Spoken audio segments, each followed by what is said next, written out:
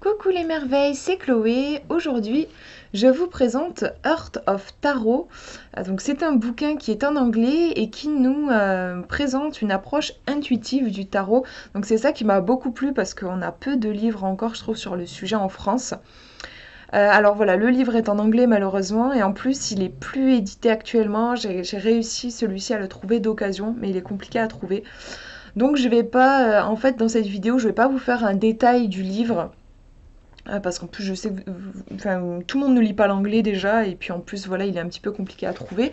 Mais par contre je vais en fait vous parler du contenu de ce livre, ce que j'en ai retenu, ce que je trouve vraiment intéressant. Je vais quand même vous montrer hop, la table des matières, voilà si le livre vous intéresse quand même. Voyez en fait on nous parle de Gestalt Tarot. Et en fait, j'ai trouvé ça hyper intéressant. C'est la première fois que j'entends cette expression Gestalt Tarot. J'avais entendu le mot Gestalt thérapie. Et là, en fait, le fait de relier ça au tarot, j'ai trouvé ça super intéressant. J'ai voulu en apprendre plus. Moi, pour le moment, c'est le seul livre que j'ai trouvé sur ce sujet.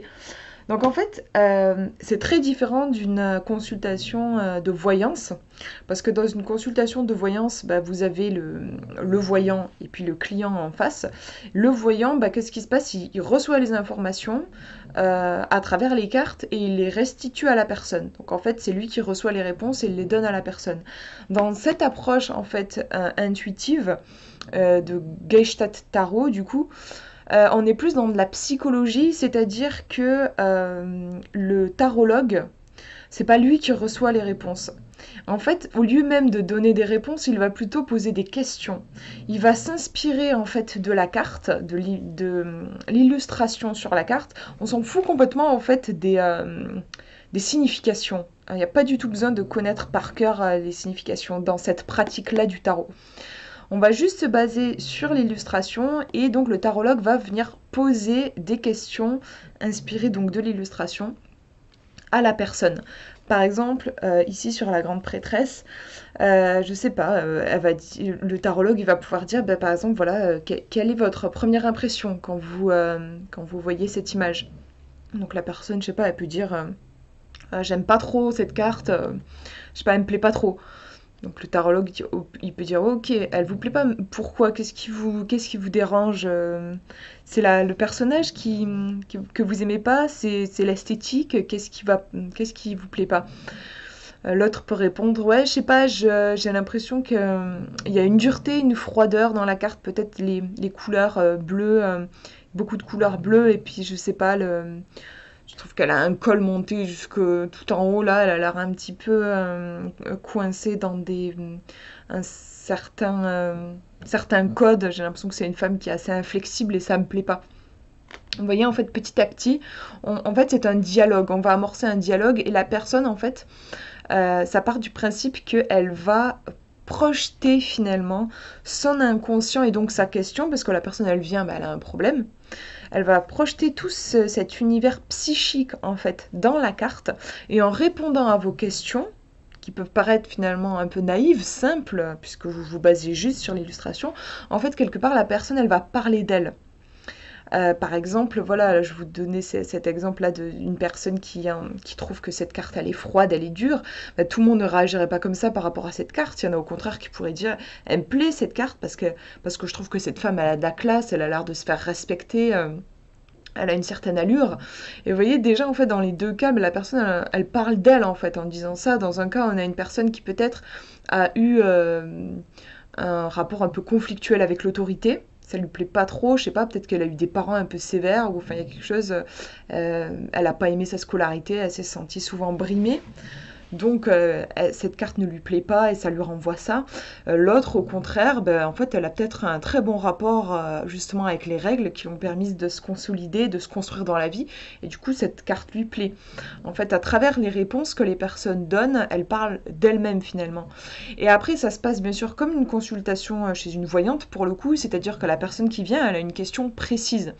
Ça peut être n'importe quoi, genre, je sais pas, j'hésite entre deux emplois ou j'aimerais savoir comment avoir plus confiance en moi, enfin voilà. Et on va travailler sur une question précise, et après ça fonctionne comme en voyance traditionnelle, c'est-à-dire que vous avez aussi des tirages qui sont proposés. Vous voyez, par exemple, là, on a le tirage de la comparaison pour faire des choix qui vont nous plaire, enfin, qui vont être en accord avec nos valeurs. Le tarot de l'horoscope qui est assez connu aussi, on va travailler avec les maisons astrologiques. Puis je crois qu'on a même on a même la croix celtique. Enfin, vous voyez, en fait, après, en fait, au niveau de comment se passe une séance, ça ressemble en fait à de la tarologie classique, c'est-à-dire que oui, on fonctionne avec un tarot classique. Cela dit, par contre, ouais, faut travailler avec un tarot de type Rider-Waite, pas un tarot de Marseille, parce que comme on va travailler avec les images, il faut que les images soient un minimum parlantes. Si vous vous retrouvez avec 3 deniers sur une carte, c'est difficile de se projeter dedans. Donc par contre, ouais, il faut un tarot qui soit suffisamment illustré. Mais après, c'est pareil, on choisit les cartes, on va les disposer dans un tirage. Et ce qui change fondamentalement, par contre, oui, c'est la façon de l'interpréter.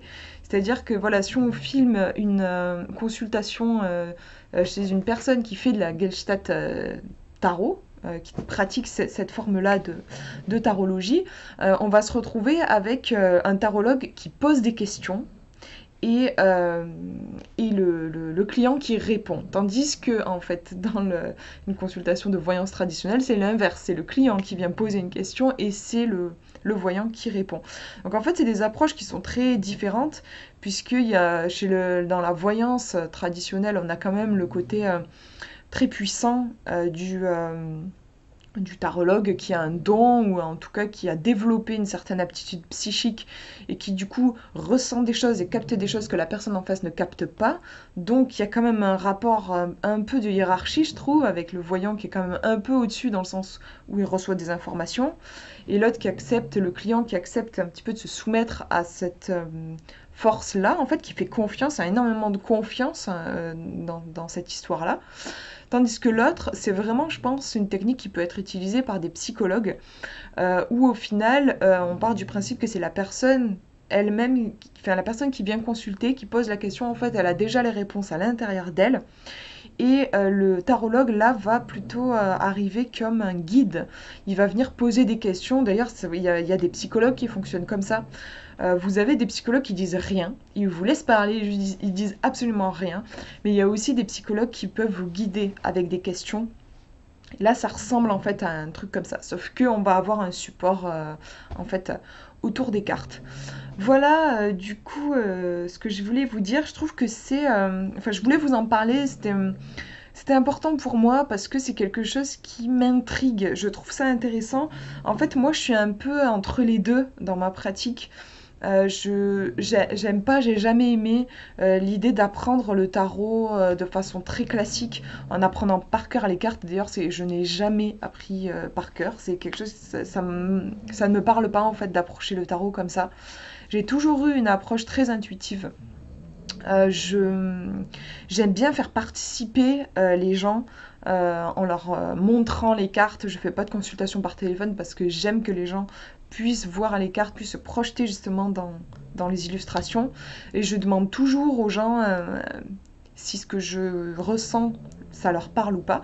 Après, vous voyez, c'est différent en fait de ce qu'ils disent là, ce qu'ils décrivent complètement dans ce bouquin, puisque moi, pour le coup, en fait, quand même, je donne des ressentis personnels, je donne des guidances, je donne des conseils, ce qui n'est absolument pas le cas en fait de cette pratique-là. Dans cette pratique, on donne pas du tout de conseils, on laisse vraiment la personne euh, aller contacter ce qu'elle a à l'intérieur d'elle. Donc en fait, moi, je suis entre les deux, en fait. À la fois, j'adore cette approche intuitive, je la trouve très intéressante, et en même temps, je me suis jamais sentie à l'aise, en fait, dans cette position où je dois être hyper en retrait et juste guider la personne.